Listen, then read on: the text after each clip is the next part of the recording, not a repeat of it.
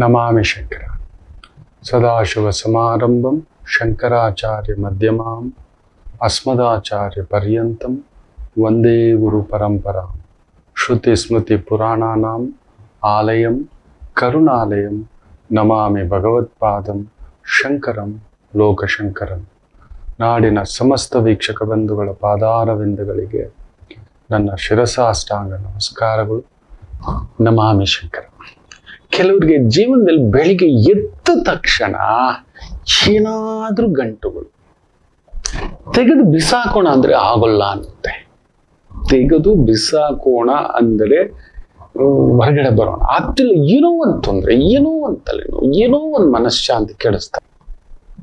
ಒಂದು ಕೆಲಸ ಮಾಡಿ, ಮಧ್ಯಾಹ್ನ ಅಡಿಗೆ ಇಲ್ಲ ಸಂಜೆ ಬರ್ತಿರಲ್ವಾ 7:30 8 ಗಂಟೆಗೆ ಇಂಥ ಒಂದು ಷಷ್ಠಿ ಬಂದಿದೆ, ಸರ್ಪ ನಕ್ಷತ್ರ ಬಂದಿದೆ. ಸರ್ಪ ಹಿಂಗೆ ಒಂಥರ ಕಚ್ಚಲ್ಲ, ಅದು ನಮಗ್ ತೊಂದರೆ ಕೊಡಲ್ಲ, ನಮಗ್ ಭಯ, ಅದಕ್ಕೂ ಭಯ. ನಮ್ಮನ್ನ ಯಾಕೆ ಅದು ಕಾಟ ಹಾಕಕ್ ಬರುತ್ತೆ? ಅದಕ್ಕೇನು ಅದರದೇ ಆಲೋಚನೆಗಳು, ಅದಕ್ಕೊಂದು ಇತಿ ಇದೆ, ಅದಕ್ಕೊಂದು ಬೌಂಡ್ರಿ ಇದೆ. ತನ್ನ ಗೂಡು, ತನ್ನ ಬದುಕುದು, ತನ್ನ ಮಕ್ಕಳು, ತನ್ನ ಸುತ್ತಮುತ್ತಲ ಪರಿಚಯ ಗಾಬರಿನಲ್ಲೇ ಇರ್ತದೆ. ಅದು ನಮ್ಮ ಮನಸ್ಸು ಹಾಗೆ ಗಾಬರಿಗಳಲ್ಲೇ ಒದ್ದಾಡ್ತಿರ್ತೀವಿ. ಇದರಿಂದ ಸಣ್ಣ ಪುಟ್ಟದನ್ನ ದೊಡ್ಡದಾಗಿ ತಗೋಬಿಟ್ಟು ಗಾಬರಿ ಪಟ್ಟು ಮನೆತನ ಕುಟುಂಬ ಎಲ್ಲ ಅಸ್ತವ್ಯಸ್ತ. ಇದೇನು ಗುರುಗಳೇ ದಿಕ್ ತೋರಿಸ್ತಿಲ್ಲ ಅನ್ನೋರು ಸಂಜೆ ಬಂದ್ಮೇಲೆ ಕೈಕಾಲು ತೊಳ್ಕೊಂಡು ಇವತ್ತೊಂದು ಕತ್ತರಿ ತಗೋಬನ್ನಿ, ಹೊಸ ಕತ್ತರಿ 100-200 ರೂಪಾಯಿ ಆಗುತ್ತೆ.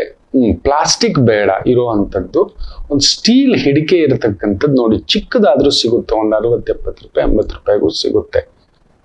ಇನ್ನೂ ದೊಡ್ಡದೇ ತಗೋತೀನಿ ಅಂದ್ರೂ ತಗೋಬಹುದು. ತಗೋಬನ್ನಿ, ಕತ್ತರಿಸಿ ಬಿಸಾಕ್ಬೇಕಲ್ವಾ.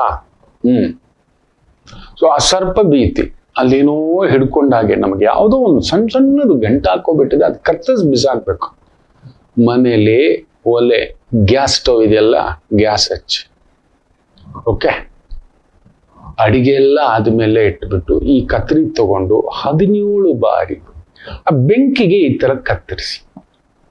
ಈ ತರ ಷಷ್ಠಿ ಬಂದಾಗೆಲ್ಲ, ಶುಕ್ರವಾರ ಷಷ್ಠಿ ಬಂದ್ರೆ ಇನ್ನೂ ಬ್ಯೂಟಿಫುಲ್. ಓಕೆ, ಕತ್ತರಿ ತೆಗೆದುಕೊಂಡು ಆ ಬೆಂಕಿ ಉರಿತಾ ಇರುತ್ತಲ್ವ, ಹೆಂಗನ್ನಿ ಅದೇನು ಮುರಿದೋಗಲ್ಲ. ನೀವು ಮಾಡಿ ಆ ಕುಜನ ಭಾವ ಬೆಂಕಿ.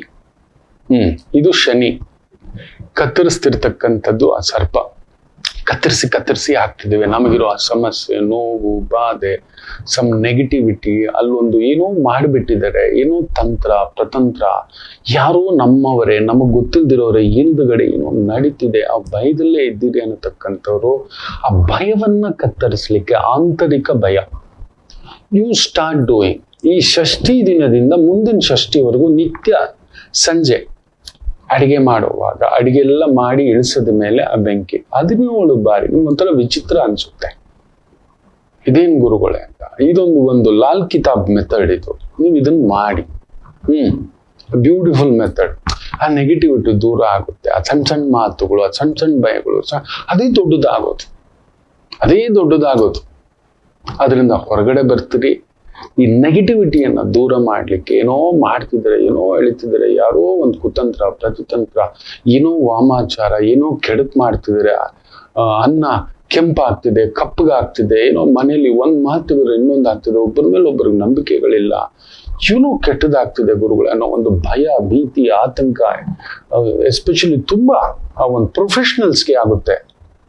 ಕೆಲಸ ಏನಾದ್ರು ಆಗ್ಬಿಡುತ್ತೇನೋ, ಮತ್ತಿನ್ನೇನಾಗುತ್ತೇನೋ, ಮಕ್ಕಳಿಗೆ ಹೇಗೇನೋ ಅನ್ನತಕ್ಕಂಥದ್ದು. ಬದುಕು ಅಚ್ಚುಕಟ್ಟಾಗಿ ಕಟ್ಕೊಂಡಿರೋರು, ತುಂಬಾ ಅಂದವಾಗಿ ಬದುಕು ಕಟ್ಟಿರೋರ ಮೇಲೆ ಆನಂದಕ್ಕೆ ದೊಡ್ಡದಾಗಿ ಬಿರುಗಾಳಿ ಬಂದ್ ಬೀಸುತ್ತೆ. ನೀವು ಆ ಉರಿತಿರೋ ಬೆಂಕಿಯನ್ನ ಈ ತರ ಕತ್ತರಿಯಲ್ಲಿ ಸರಕ್ ಅಂತ 17 ಬಾರಿ ಕಟ್ ಮಾಡ್ತಕ್ಕಂಥದ್ದು ಮಾಡಿ. ಷಷ್ಠಿಯಿಂದ ಒಂದು ಷಷ್ಠಿ ಇದೊಂದು ಹೆಚ್ಚು ಕಡಿಮೆ 15-16 ದಿನ ಬರುತ್ತೆ. 17 ಬಾರಿ ಈ ರೀತಿ ಮಾಡಿ ನೋಡಿ, ಆ ನೆಗೆಟಿವ್ಸ್ ಎಲ್ಲ ದೂರ ಹೋಗ್ತಕ್ಕಂಥದ್ದು ಆಗುತ್ತೆ.